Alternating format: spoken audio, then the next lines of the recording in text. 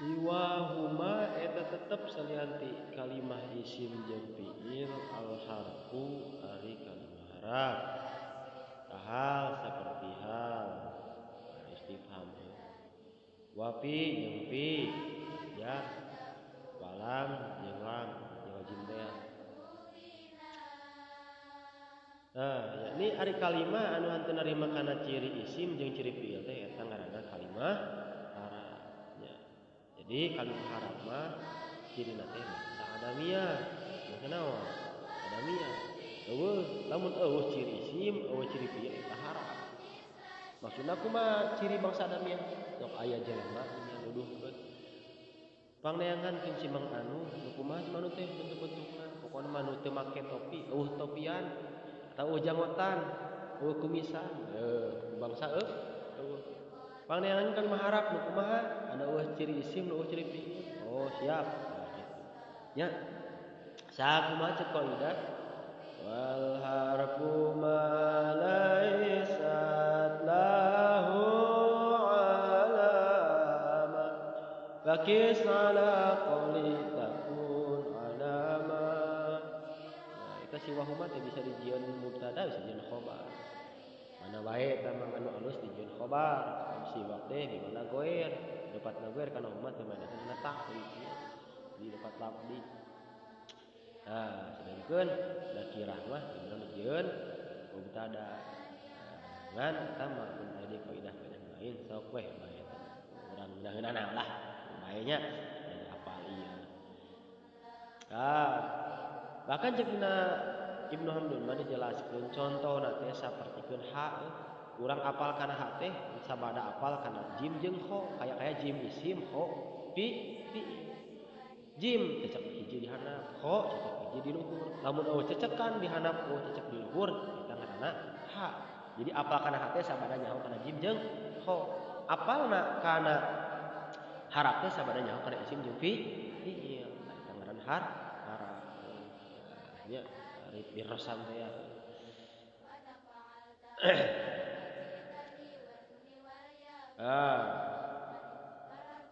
Sakumaha ceuk dina qaidah Ibnu Hamdun wal harfu ma laysat lahu alamah tarful alamati lahu alamah. Kalimah harap mah ku eueuh ciri teh jadi ciri. Atau kaidah Mariato wal harfu lam yasluh lahu alamah illa tifa qabulihil alamah.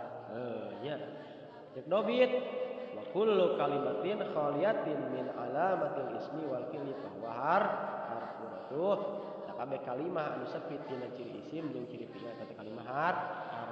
Lansing apa? Aya kaidah musannif taqdimul quyud wa syurut bit ta'khir. Kaidah fi'ah. Contoh teh ngajadikeun syarat jeung kaid. Dia musannif nyontohan kana harap teh nyaeta ku, hal, fi jeung lam. Tilu. Nah, maedahkeun eta teh nuduhkeun bahwasana harap teh kabagi tilu. Hiji aya harfun mustarikun bainal ismi wal fi'li wala ya'malu syai'an. Harap anu rerejeungan asupna teh kana isim jeung fi'il. Contoh hal kana istifham. Eta hal bisa kana isim, hal zaidun. Bisa kana fi'il, hal qama zaidun. Maksudna kumaha? Zaidun qaimun teh jumlah ismiyah mubtada khobar. Qama zaidun jumlah fi'liyah fi'il fa'il. Eta hal bisa asup kana isim bisa kana fi'il. Lan harap nu sok asup kana isim kana fi'il mah eta mah henteu amal. Ibarat wasit. Ku grup A di aku, ku grup B di aku. Ngan eta wasit teh bisa nuduhkeun ka grup A kudu kieu, ka grup B kudu kieu ye. Asupkeun tuh ka itu ka dieu henteu temenan. Kudu netral. Tapi hal nya naon sababna? Sampai kaidah kullu ma la yahtasu dukhuluhu la ya'mal. Sakur harap anu teu tangtu asupna. Kana isim teh kana fi'il teh tangtu, bisa kana duanana. Maka eta teh henteu beramal.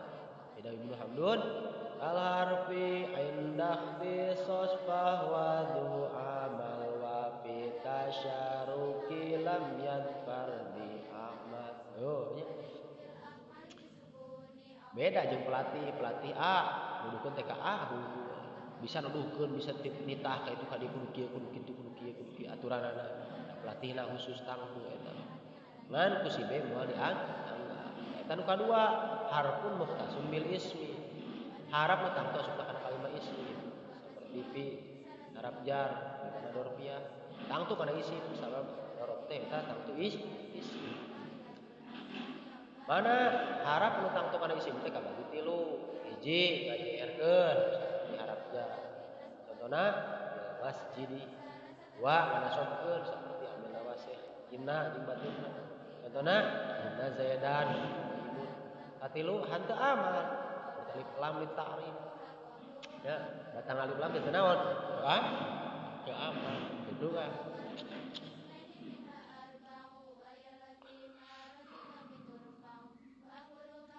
Patilu aya harap teh harfun mukhtasun bil fi'li. Harap nu tangtu asup teh kana fi'il.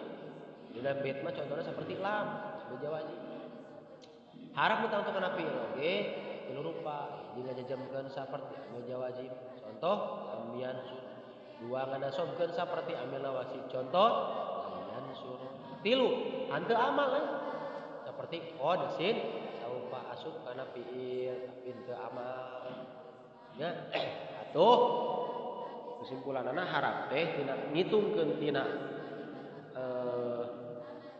amalna ditilu hiji anu asup kana isim jeung fiil teu amal dua anu asupna teh tangtu kana isim eta mah aya nu amal aya nu teu katilu anu asupna teh tangtu kana fiil ngan dieu teh aya harap teh eueuh harap anu ngaropakeun naon sabab ropa mah mulia teu meunang ropa ku harap dina aya ge ropa kalimah isim tara ku harap mubtada ku ibtida ambil maknawi kana zaidun ropa anak ku lapan kana fiil dipail atau jadi isim kana tuh nya eueuh yang suruh ropa fiil mudhari lain ku amil labdi amil maknawi tajarrud eueuh harap jadi teu ku harap ropa kana ropa mah eueuh ropa ku harap saterasna tina ropa teh bentuk-bentukna teh kabagi dua aya tina ropa tina harap kabagi dua bentukna teh aya harap ma'ani aya harap mabani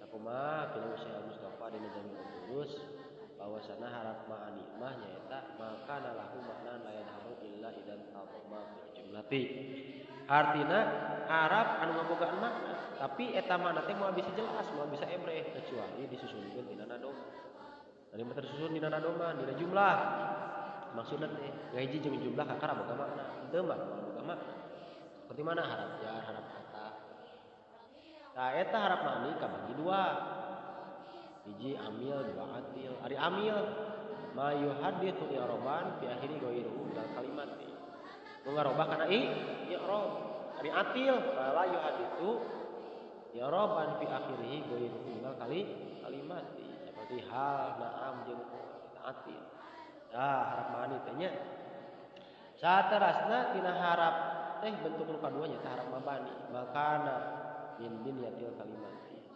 harap anu sok dipake adegan kalimat seperti huruf hijai ya pilih hamzah nepikeun ka iya tah harap mabani hamzah ba ta kumanaan harap mabani ari harap ma'ani mah boga mana seperti min harap jar mana ibtida nya ba sababiyah sejabat eta harap ma'ani jadi